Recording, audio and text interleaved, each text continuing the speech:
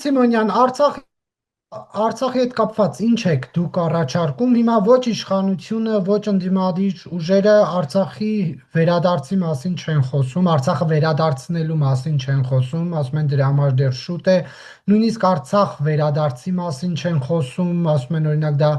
իշխանությունը ընդհանրապես դրա իմաստը չի տեսնում, իսկ ընդդիմադիր որոշ ուժեր նշում են, որ դրա համար տասնամյակներ է պետք։ Ձեր կուսակցության ծրագրում ինչպես է այս հարցը ներկայացված։ Շատ լավ է, որ ինքներդ ձեզ չտկեցիք եւ վերջում ասեցիք ընդդիմադիր որոշ ուժեր, որովհետեւ ընդդիմությունը նաեւ մենք ենք եւ մենք ասում ենք, որ Արցախի հարցը փակ չէ։ Արցախահայերը ունեն իրավունքներ։ Այդ այլ խնդիր է, որ մենք Նոստրադամուսը չենք կարող գուշակել, թե ինչքան ժամանակահատվածում այդ հարցը հայանպաստ կերպով կլուծվի։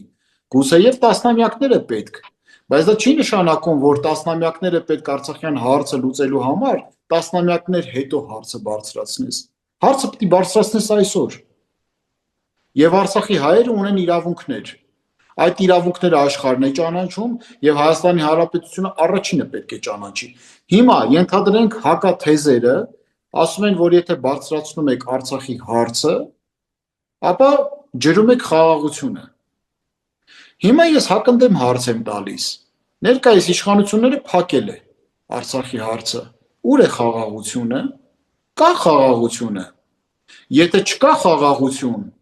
որը որ պայմանագրով չի պայմանավորված, ապա Արցախի հարցը բարձրացնելով էլ ինչ տարբերություն էլի խաղաղություն չկա։ Եթե կա խաղաղություն, ապա Արցախի հայերի իրավունքների հարցը բարձրացնելը չի կարող պատերազմի հիմք հանդիսանալ։ Որտեղ պատերազմի հիմք հանդիսանալու իրավունք չկա, մարդկանց բնական իրավունքների իրացման հարցը բարձրացնելու միջոցով։ Սա աքսիոմա է, դա քաղաքագիտական տգիտություն է, որ ասում են Արցախի հարցը փակելով դու խաղաղություն եք հաստատում։ Ուր է այդ խաղաղությունը։ Եթե պետք է Արցախի հայերի իրավունքների մասին խոսենք, խաղաղություն չլինի, նշանակում է դա խաղաղություն չէ։ Դա նշանակում է, որ Թուրքը իր ռազմական օպերացիայի անունն է դրել խաղաղություն։ Այնպես ինչպես որ օրինակ կա Փոթորիկ անապատում, այնպես ինչպես որ կա անապատի Առյուծ օպերացիա, այնպես ինչպես որ կա օպերացիա Բարբարոսա։ Երևի այս ռազմական օպերացիայի անունն էլ դրել են խաղաղություն, որ հիբրիդային միջոցներով ստանան այն ամենը, ինչ որ պատերազմի միջոցով չէին կարող։